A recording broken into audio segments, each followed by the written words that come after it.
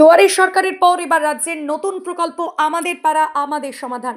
গত 2রা আগস্ট থেকে রাজ্যে শুরু হয়েছে রাজ্যের এই নতুন প্রকল্প আমাদের পাড়া আমাদের সমাধান কর্মসূচি। যে প্রকল্পের মাধ্যমে বুথের নাগরিকদের নানা ধরনের সমস্যা সমাধানের জন্য প্রকল্পের নাম নথিভুক্ত করতে পারছে বুথের সাধারণ মানুষেরা। আর তারই অঙ্গ হিসেবে 16ই সেপ্টেম্বর মঙ্গলবার উলুবেড়িয়া 2 নম্বর ব্লকের রঘুদেবপুর গ্রাম পঞ্চায়েত এলাকার 27, 40 ও 42 নম্বর বুথের নাগরিকদের নানা সমস্যা নিয়ে সন্তোষপুর ওয়েস্ট প্রাথমিক বিদ্যালয়ে অনুষ্ঠিত হল রঘুদেবপুর গ্রাম পঞ্চায়েতের আমাদের পাড়া আমাদের সমাধান শিবির।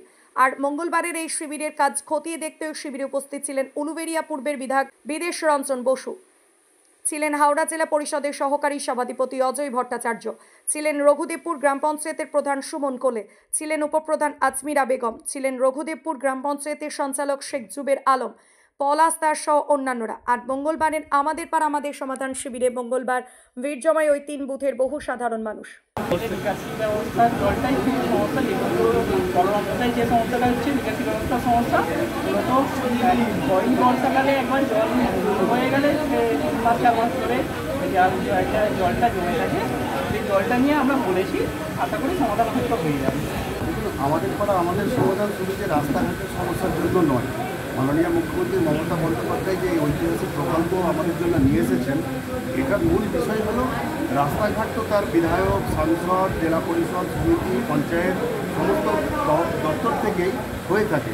তারপরেও দেখা যায় যে গ্রামের অনেক ছোটোখাটো সমস্যা থাকে, যেমন ধরুন একটা রাস্তায় পটবাতি দরকার, যেমন ধরুন কোনো পুকুরের পাড়টা ভেঙে গেছে, কোনো জায়গায় গার্বেজ জমা হচ্ছে সেটাকে একটু ধুয়ে দেওয়ার ব্যবস্থা, কোনো জায়গায় একটু মানুষের একটা কখনেতে পাড়া ছেড়ে ওঠা বসা করে সেখানেতে একটা চালা করার প্রয়োজন আছে। সেই এইরকম সমস্যা, ছোটোখাটো সমস্যা যেগুলো সেটার জন্যই মাননীয় মুখ্যমন্ত্রী মমতা বন্দ্যোপাধ্যায় এটা মানুষকে অধিকার দিয়েছে।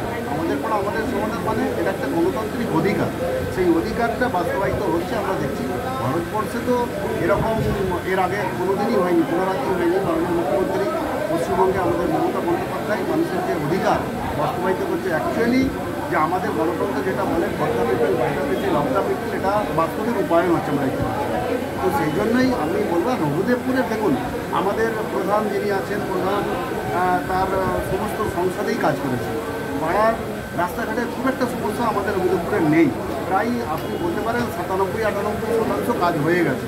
তারপরে যে সমস্ত কাজগুলো ছিল, বিদ্যুতের কিছু সমস্যা উঠে এসেছিল, প্রধান সেগুলো বলেছে, সেই সব সমস্যাগুলোই সমাধান করার চেষ্টা হচ্ছে। 2 নম্বর পঞ্চায়েত সমিতি থেকে আমাদের 3টে নির্বাচিত সদস্য যারা রয়েছে তারা সব ঠিকঠাকভাবে কাজ করেছে তাদের এলাকায়। জেলা পরিষদ থেকে অসংখ্য কাজ হয়েছে। তো সেক্ষেত্রে মানুষের আজকে আমাদের পাড়া আমাদের সমাধানের সাথে দুয়ারে সরকারেরও যে পরিষেবা পাওয়া যাচ্ছে, দুয়ারে সরকারে এখনও মানুষ আসছে, ভিড় জমাচ্ছে। এবারে পাড়াই সমাধান যেগুলো খুঁটিনাটি উঠে এসেছে এগুলো নিশ্চয়ই 7 দিন ক্যাম্প হয়ে যাওয়ার পর প্রশাসনিকভাবে আমাদের প্রধান নিশ্চয়ই তদারকি করে সেগুলোকেও আবার সেগুলো রূপায়ণ করার আগে প্রশাসনিক যে কাজকর্মগুলো আছে সেগুলো হওয়ার পর মাননীয় মুখ্যমন্ত্রী মমতা বন্দ্যোপাধ্যায় প্রত্যেকটা বুথের যে 10 লক্ষ টাকা করে বরাদ্দ করেছেন বুথ পিছু, আশা করছি 10 লক্ষ টাকার উপরে যদি কাজ এসে থাকে আমরা কিন্তু সেগুলোকে স্কিম ব্যাংক হিসাবে রেখে দেবো। সেগুলো কিন্তু পরবর্তী অ্যাকশন প্ল্যানে সিএফসি বলুন, এসএফসি বলুন কিংবা ওয়ান ফান্ড আমরা করার চেষ্টা করব।